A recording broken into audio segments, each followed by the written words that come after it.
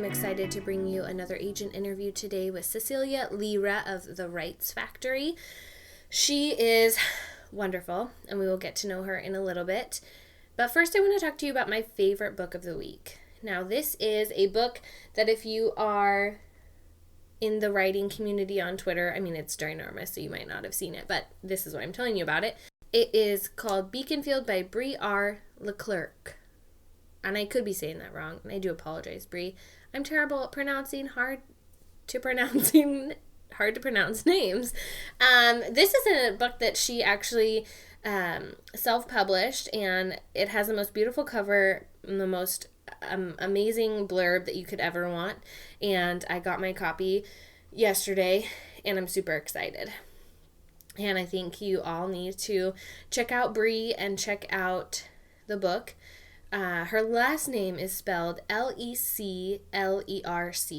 Follow her on Twitter, and let me read you the blurb really quick.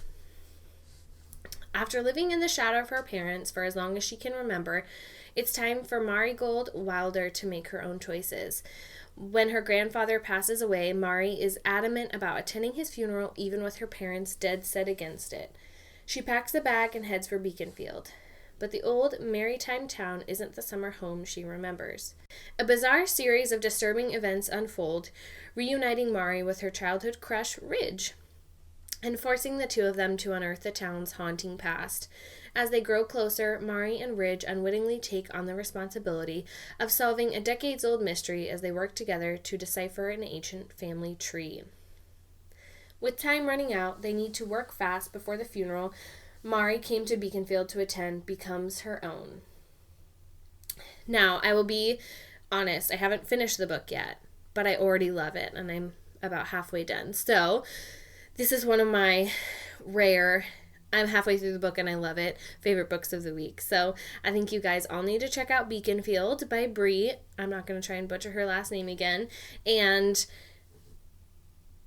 make sure to review it and share about it and let Brie know how much you love it. I don't really have a lit chit chat for you guys this week. My husband has been out of town all week and I'm tired. So, you know how that goes, right? If you're a parent, you know how that goes. But he comes home tomorrow, so we're gonna be good. So, let's get to know Cecilia. She is a literary agent at The Rights Factory. She has had a lifelong love of books and storytelling, like a lot of us, right? Her childhood insomnia led to her reading loads of books at night, and you get to hear us talk about how you can't be a writer or a storyteller without being a reader. Sorry, guys, it's just not possible.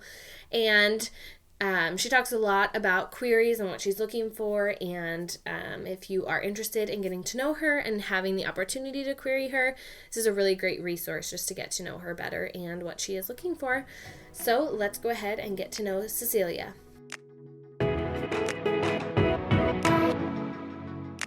My first question for you is, what drew you to publishing and being a literary agent? I feel like for most people, it's a love of storytelling, and that's what it was for me. I've always loved storytelling. It's always been my greatest passion, I guess you could say, even more than chocolate, and I love chocolate. I hope it's my first. Being an agent was a good fit for me, specifically because people call me like a walking contradiction, right? Like on one hand, I'm very supportive and positive with my friends, but at the same time, I love to argue, and I'm very litigious, I guess you could say. It sounds like these two things don't go well together, but they do in my case. So I have a legal background. I used to be a lawyer, so I get to bring my legal background and put it to good use when it comes time to negotiate a deal and get the very best deals for my clients. And I also get to tap into my tendencies to enjoy positivity and to support people, and when I work with my authors, and above all, storytelling, right? Like what I love to do is read stories, be around stories, gather stories. So I'm mindful of how lucky I am to work with something that I'm so passionate about. Definitely. I was reading, your little blurb that your agency has online. And I was like, what? She was a lawyer? That's so awesome. And I think it does it. It allows you, you're a walking contradiction, but in a good way. You know, you have a diverse background, which helps in what you're doing right now, because you can help your authors and working out contracts and all of that, which is definitely a benefit for your clients. Yeah, I definitely strive to be the best agent I can be. And, you know, the walking contradiction part, probably not the best for the people in my life, like my partner and my sister. I'm still like, who am I talking to? Is it a lawyer or is it a really nice person who supports me? And I'm like, it's always both, but I have to wear different hats. I enjoy it, though. I enjoy being a walking contradiction. I have no complaints. That's awesome. Well, I'm glad that you are where you're at, and that you, chocolate is amazing too. I love chocolate about as much as books, right? Exactly. Yeah. Well, tell us about that love of storytelling, that love of books. Has that been with you your whole entire life, or how did that begin for you? My whole life. Even before I knew how to read, people would read to me, my parents, my grandparents, my aunts and uncles. And my father was a gifted storyteller. He wouldn't even use the book. Sometimes he would read from a book, and then he would take the main characters, and he would, like the next few days, he would tuck us in by us, I mean my sister and me.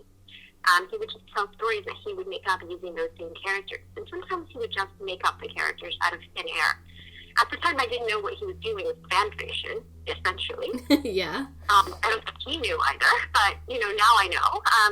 He's just such an imaginative person, and, you know, I used to beg him to tuck us in. I used to be like, Dad, could you please tuck us in? You know, it's not that my mom did a bad job. She was great, but she would read from books. And I enjoyed that very much, but I had heard that book before. Whereas with my dad, it was always a new story. And he had a wild imagination. And, you know, before I fell asleep, I didn't embark on adventures. That being said, I've always struggled with insomnia. So sometimes I just wouldn't fall asleep. Ever since I was a child, I remember staring at the ceiling for hours, waiting for the time to go by. It was awful. And then one day I had a thought. I said, you know, why not read? I had a book from the library. I picked it up. I turned on my nightlight, and I just read it in one night. And after that, it became a habit. I would always have a library book with me. If I couldn't sleep, if insomnia was acting up, instead of fighting it, I would just read. I don't know how good that was for my brain development, but it's definitely good for my love of storytelling and books. I love it. I think, you know, our parents and, you know, siblings and grandparents and all of that have such a, you know, profound influence on us at that age, of course. But that's one thing I remember as a child, too, was just reading books, watching my dad read books, having him read us books. It was all about books, basically. I was that kid who took a book everywhere with me in case I got bored at, like, a party or at dinner or something like that. And I love that you found a way to, like, use your insomnia time and read books. I think that's, you know, clever. Yeah, it's like a portal to another world, right? That's what the book does. And it's just, I carry magic around with me. Like, I always tell people this. I always say, like, you've noticed that we walk around with magic? Like, I mean, it truly is magic. I'm like, if you think about it, like your dad coming up with his own characters and his own story, like, it's so creative, and it's just magical to have all these stories in your head and all the books that are published and how different they are, or all of that is pretty incredible. Well, I love getting to know you a little bit better. Let's go ahead and chat about queries, because, you know, everybody wants to hear about queries. So Absolutely. And I know there's a lot of controversy over queries, so hit me up. There is. So, in your opinion, do you think queries need to stick to the specified formula? Now, this isn't your agency's submission guidelines, because those should always be followed, right? But this is the, you know, basic idea of not pulling any weird punches or trying to, you know, like, be gimmicky, I guess, with your query, and just including the who, what, why, and stakes, and, you know, the title, word count, those simple things. What are your thoughts on that? I like that you made the distinction between, you know, submission guidelines and query creativity, I guess you could say. Yeah. Because, yes, following the guidelines is a must. always research every agent's guidelines. But like you said, everybody knows, right? So in terms of being flexible with the query and being more creative, I feel like I sometimes get queries, most of the queries I get are quite straightforward, and I appreciate that. It works well. Sometimes I do get queries that are, a bit more creative, and sometimes it works really well. Like the author's personality just shines, and it makes me chuckle, and I enjoy it. But sometimes it doesn't work at all. Yeah. It feels gimmicky. It feels devicey. It feels like the author is trying to make a joke. And sometimes it's just, borderline inappropriate. And so I guess, there's no hard, fast rule. What I would say is be true to who you are. Like, chances are, if you're somebody who is actually quite good at making jokes and comfortable making jokes, and if you're making a joke that's related to your book, and that you feel like it resonates well, I feel like you should listen to that gut instinct and go ahead and do it. But I don't think that you should try to be funny, right? Like, that's not the moment. Like, yeah. And I will never look at a straightforward query and be like, oh my gosh, this rubbed me the wrong way. Like, this was offensive. This troubled me. But I might do that with a query that's, coloring outside the lines. So I guess be true to your own style. I know that it's vague advice, but I genuinely think that it's the best advice I can give someone. I think that that's great advice, though, because I think, sometimes people think gimmicky is the way to go just to, like, stand out, even if it's not, has, anything to do with their story or their book or their own voice or anything like that. So it is good advice. Like, if gimmicky's not right for you, don't do it. Because otherwise it'll come off that way. Absolutely. Especially because the thing that should stand out is the writing. Yeah. Above all, the writing. Yeah, not the humor, like the sarcastic way it's written in, right? Yeah, no, I meant the writing, like the actual pages. Yeah. Like, that's all that matters at the end of the day. Like, it's a great query letter, one that's polished and grammatical and, stylistically correct and great. But all I care about is the writing. It's your pages. It's your actual novel or nonfiction novel. Yes. If you can't write a query letter, that's fine. That's not your job. Like, you should be able to convey the proper information, but you're not being, you're not trying to get a literary agent to represent your query letter. You're trying to get a literary agent to represent your book. And so if your book is well written, if those first 10 pages, I ask for 10 pages. If those first 10 pages are well written, then you will stand out. You don't need a joke. You don't need a gimmick. That's a good reminder for people, because I think, of course, there's a lot of emphasis put on the query letter because, like you said, it needs to convey the basic idea. And, with some of the agents and agencies that only ask for a query letter to start, that's when it can feel like super important, right? You send the query letter in no pages, but I think it's a totally different type of writing. It's like a sales type of writing, pretty much, and it's very different. It's not that, right? Like, you're being an advertiser. And yes, you're right. I hadn't thought of the agencies that don't ask for pages. I personally don't understand how they can evaluate something without the pages. I'm sure it works for them, right? But I go straight to the writing. Like, I get a general idea. This is this genre, so many words. This is the central conflict or premise, and then I just go to the writing. I just need to know if the person can write. Right, because that is what it's all about. If their 300-page book isn't good, then it doesn't matter if the query letter is the best one you've ever seen. Absolutely, that's exactly right.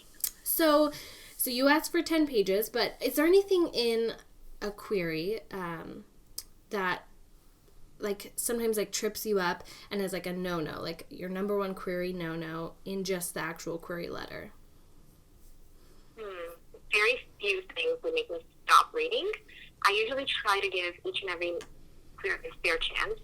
It's the least I can do, because I know that to query an agent is to make oneself vulnerable. Yeah. Most queries do result in rejection. That's just the reality, whether tacit rejection or an explicit rejection. So I guess the least I can do is take the time to read every single line that the author, sends my way. I really respect, like, how brave an author is to query an agent. So I guess one thing that would make me stop reading immediately is if sometimes people will warn me.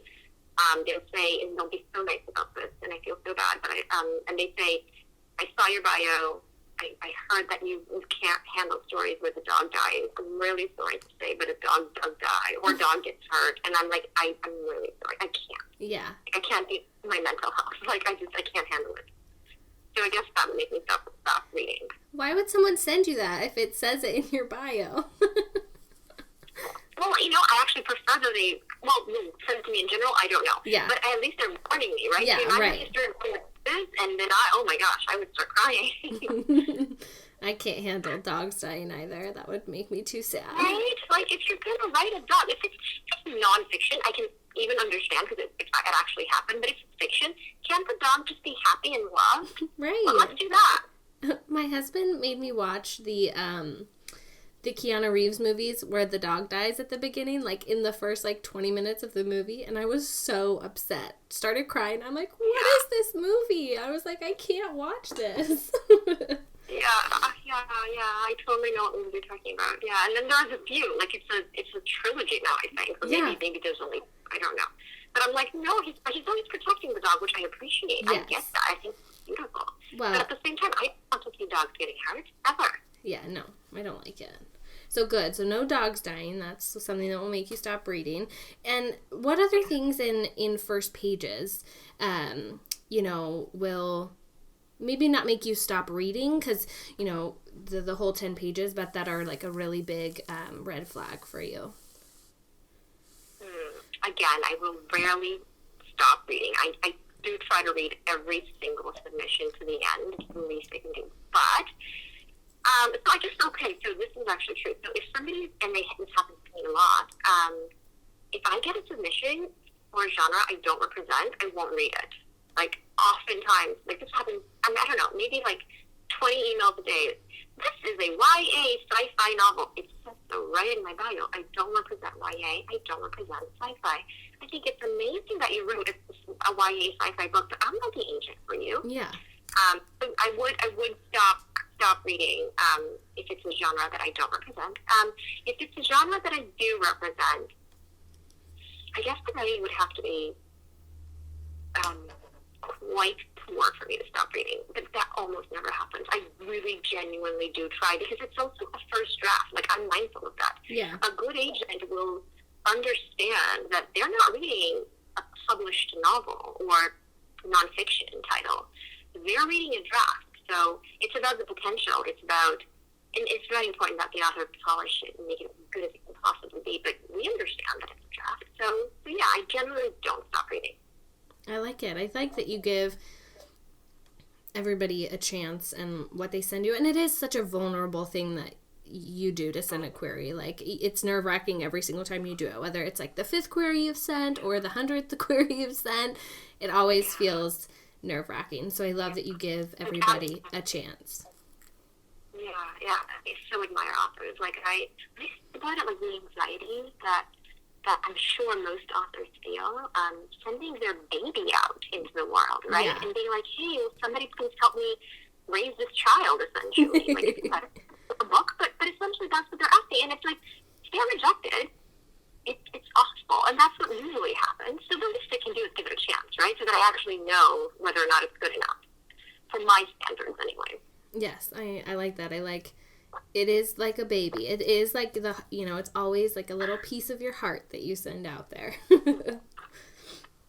So, what is your favorite thing to see in a query? What's something that just gets you really excited?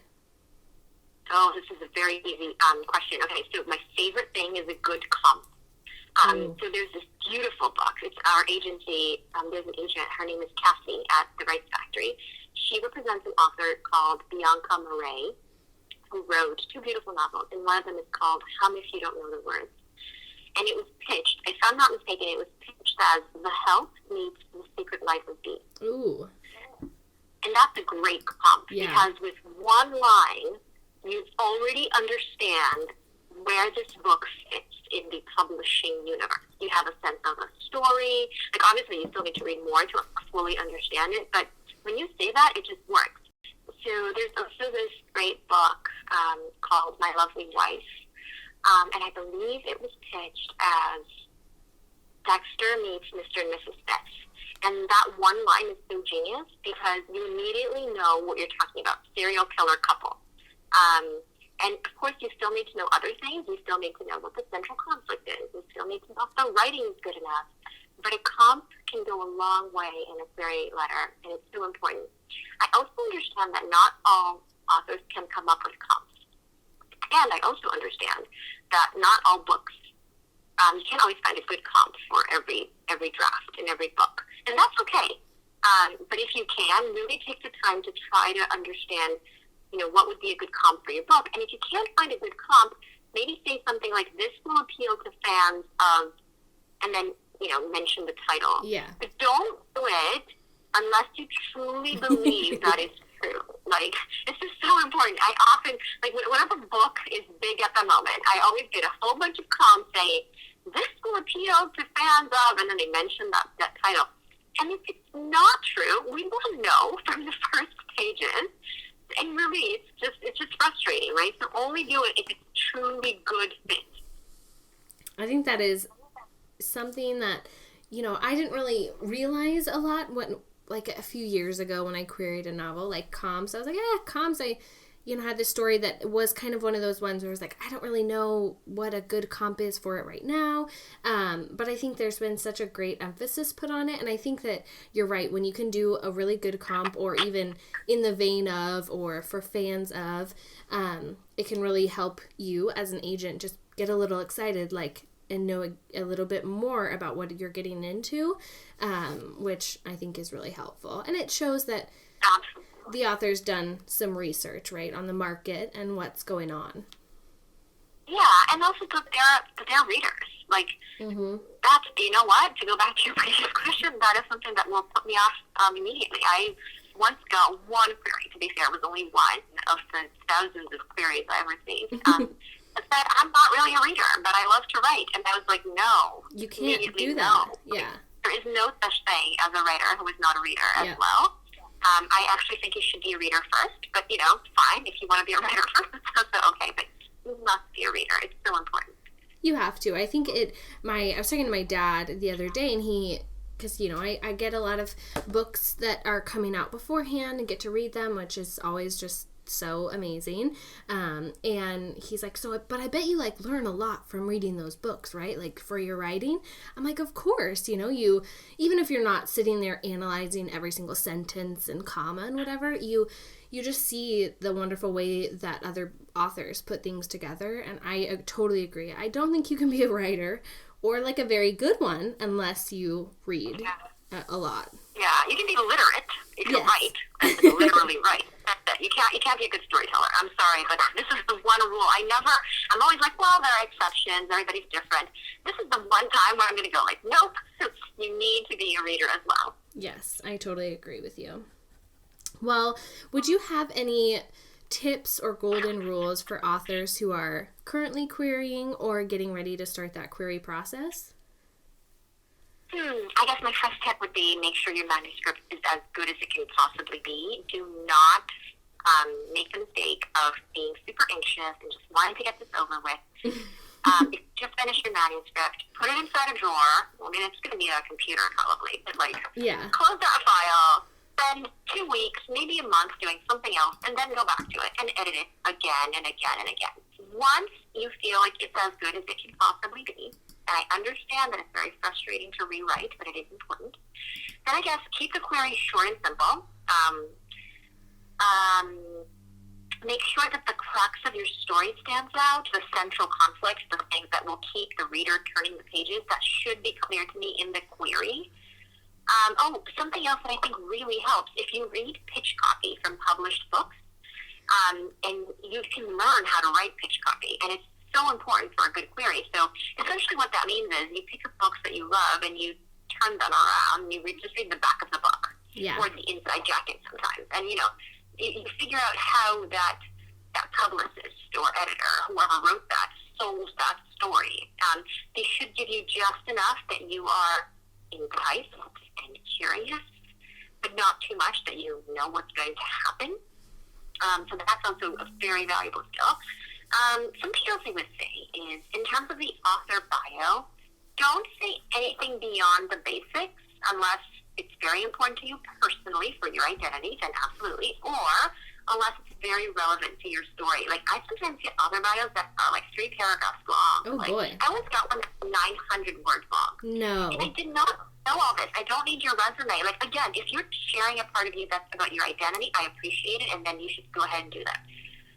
And if you're sharing a part of you that's relevant to your story, I also get that. So, for example, I got a great query the other day, and the story was about a nurse working at a hospital who goes through an ethical dilemma. The author was or is a nurse working at a hospital. So I love that. Like, I immediately want to know, great, because there's more authenticity to your story. You're actually coming from a place where you know what you're talking about. So that's relevant. But I don't need to know every single detail about your life. And it's not because you're not interesting. It's just because we don't have time, right? Like, it's about your story. It's not about you. It's about your story. I think those are all great advice. One thing I just thought of that I'm curious to hear your opinion on is, so, keeping your query short and simple, do you want it, I've heard some different things from different agents, so that's why I'm asking, but how do you feel about having the ending in the query? Like, knowing the whole story. That, to me, is a big no-no. Okay. Unless an agent requests a synopsis, never put the ending. Like, a synopsis should have the ending, because it should be your story beat by beat. Right. But if it's just a pitch, and that's what I ask for, I say I want a pitch, I want your author bio, and I think for 10 pages, I don't want to know the ending to your story. I want to read it as a reader first to see if I'm sufficiently excited, to see if I'm the I do know a lot of agents that ask for it, though, but they specifically ask for it. My advice, unless the agent says the word synopsis, or unless the agent specifically says, I want to know the ending, I would not include that. I don't know if that's good advice or not. It's good advice in terms of whoever's querying me, but I don't think you should include it. It's such a big reveal. It is such a big reveal, and I was kind of surprised when I heard that. I was like, what? I feel like that's always been like a no rule to not include the ending, but it does make sense. If they're asking for a synopsis, of course, then, they want to know. But I was just curious to see what your opinion was on that. Yeah, I actually know agents who ask for synopses, but they don't look at them. They just want, like, once they're done with the manuscript, they want to go back to the synopsis to make sure that the author has all the beats. Like, it's a useful tool to have, but they first read the pages. Like, I get wanting it, but to me, if you ruin the ending, you're like, no. You know what? Maybe I'm just way too passionate about storytelling. But, right. Like, to me, this is a job, but at the same time, it's something I love so much that I'm such a purist when it comes to these things. I'm like, I do not want to know the ending. Don't ruin it for me. It should be fun for me. Like, I do this because it's something that I believe in, but ultimately it's a passion. It's something I love. Like, I do not ruin the thing I love by telling me the ending. Exactly. I feel that way too. I feel like I would be upset and like affronted if I was like, oh no, you just told me how it ends, the big reveal. Like, I want to have that experience too of like, I love to just pick up a book and, arcs that I get. I love to pick it up without going and seeing what the blurb is and just experiencing it from the beginning without any knowledge. That's my favorite sometimes, because that's when I feel like the most immersed in the story and shocked by what happens. Yeah, I get that. So my second part of that question is, how would your, tips or golden rules change for previously self-published authors who are querying you? Let me preface this by saying that I have so much respect and admiration for self-published authors. So if I see a self-published author in my inbox, like a query from one in my inbox, I automatically think, this person is so brave and so talented because they made a book come to life all by themselves. So I do admire that very much. That being said, it is a specific situation. So number one, it's important that the self-published author be submitting new work. Do not send me your previously self-published manuscript, because publishers won't be interested in it. Yeah. I don't like that's the reality, but it is the reality. I can't change that. I'm just a literary agent, right? Like, I don't own the publishing industry. So that's very important. The second thing is, if you want to say things like, I have an impressive sales record, then specify the figures. To be clear, you're under no obligation to tell me what your sales are, but then don't say impressive sales record, because unless you give me actual numbers, I'm going to assume it's hyperbole. If you want that track record to be a positive, I need to know with a clear, measurable index what that means. Other than that, it's pretty much the same as a non-self-published author. I guess they debut, never been published before in any way author. It's great because it shows that you've written more than one book. Like, I love that. I love people who have more than one book in them. Yeah. I think that's, good advice. I think I've have a lot of self-published friends, and I think it's always, it's like, I feel like there was and can be a stigma about the self-published world, and so I just love to know, get some tips for them as they query. And I think the major one that I always hear is don't query already published things, because nobody will buy them. Yeah, it's not because we're not interested in them as people and as readers. It's because the published, like, you're getting an agent to sell your work. You're not getting an agent for any other reason. I won't be able to sell it. They don't want it. Like, editors don't want it. The publishing houses don't want it. I don't make up the rules. It is what it is. You mean you don't run everything behind the scenes? Right? Can you imagine? If I did, let me just say that women will be paid more. Yes. Not the same. More.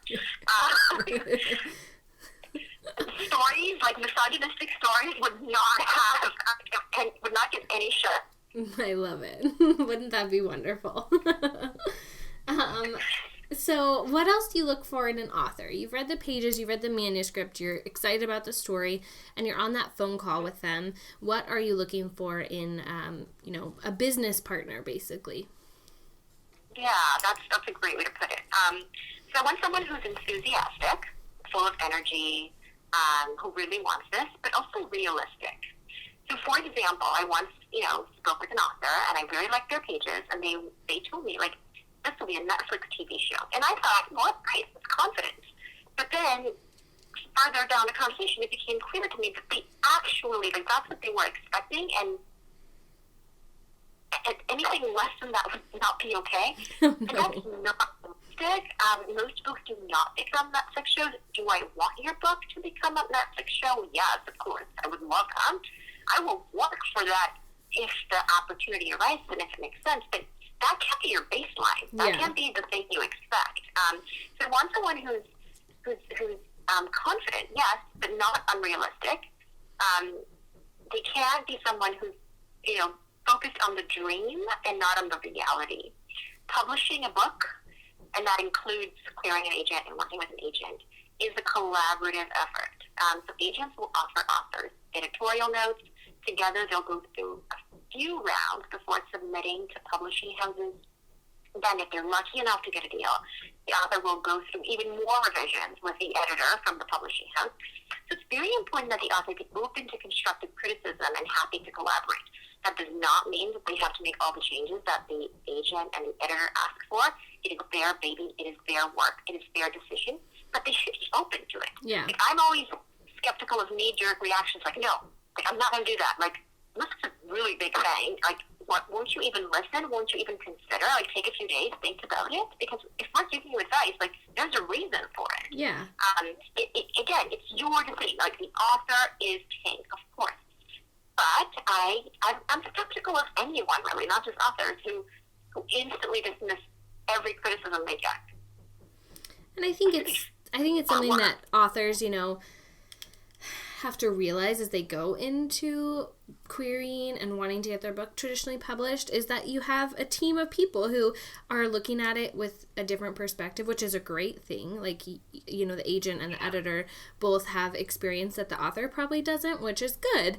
And I think it's something that, as you transition into the querying process, you really have to start thinking about your little book baby as a shared baby, shared custody, and as more, transitioning into that business sense of it too, which can be totally hard. Yeah.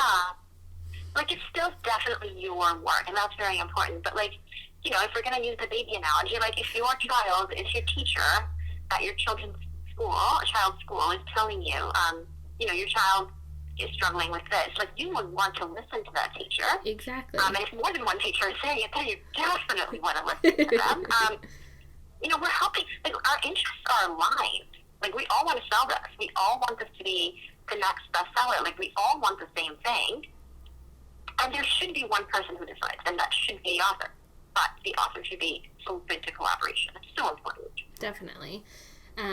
I think that's a very good thing, and I feel like that's what a lot of the agents who I chat with say, and it's a good reminder because it's, before I, did a lot of research or started my podcast really and talking to other authors who have gone through the whole process, you don't really think about it so much as that business relationship, and that you kind of just think, okay, I have my book, they're going to buy it and they're not going to change anything and it's going to get published. So it's good to just remind everybody that, there'll be changes, but they'll be for the better and to make it, do the best it can. Absolutely. That's very advice. So thank you so much for answering all those wonderful questions about queries. I know the people who listen to these episodes are die over them and write down all the information, and it is really helpful to them. So now let's talk about what is on your manuscript wish list right now. What kind of stories are you really looking for and excited about? So I represent adult fiction and nonfiction. I love things with a feminist angle. That's pretty broad, though. So within that umbrella, I just want to be swept away by a good story.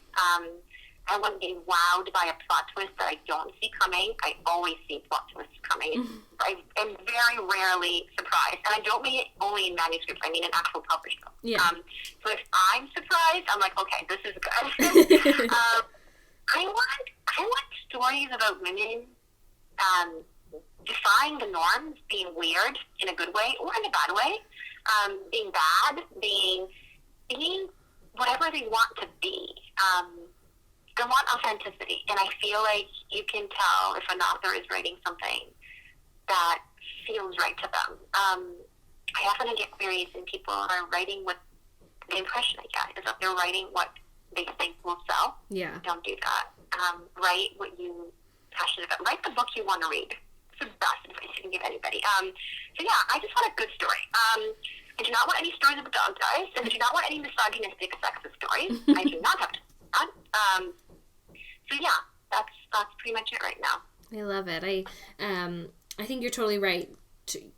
It can be easy to try and chase the trends of what's selling or what you think is going to sell, but it comes off so much better when you just write something that is close to you and very authentic. So I'm excited, and hopefully the people listening have some of those stories for you and can send them your way. Yes, please do. I'll be super excited. And please reference this interview. If you heard it, because I know that you'll have done the research. I'll really appreciate that. Yes, I love it when people do that.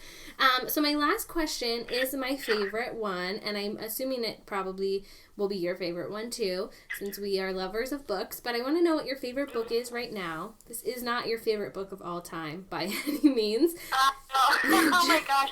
Hard question. Yeah, just a book that you've read recently. I know, I love all the books and I read too many. Okay, basically. Okay, that helps because that narrows it down. So I just finished listening, actually, because I am a fan of audiobooks as well. I read, mostly I read, but occasionally I'll listen to a book. Just finished listening to Gia Tolentino's Trick Mirror, and I adored it. I recommend this book for anyone and everyone. It's one of the best things I've ever read in my life. Awesome.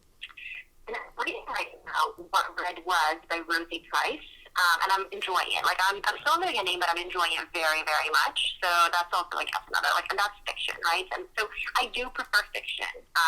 If I had to pick one, and I'm very glad I don't, it would be fiction. But I try to read a nonfiction book and a fiction book at the same time. I guess these are my two favorites at the moment. I love it. Well, thank you for sharing those. Thank you so much for chatting with me today and letting us get to know you and sharing your tips and tricks for queries. Thank you. Thank you for having me, and thank you to everyone who's listening. And please reference this interview if you query me, because I will love to know that you heard it. Thank you guys so much for listening, and I hope you got some valuable information from Cecilia. I know I did, because she's wonderful.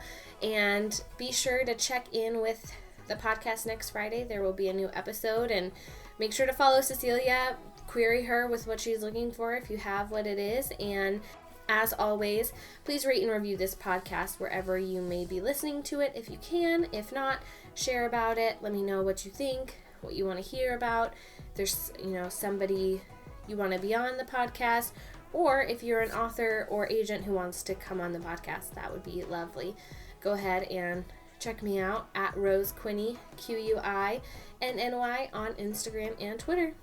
All right, guys, have a great week. Talk to you soon.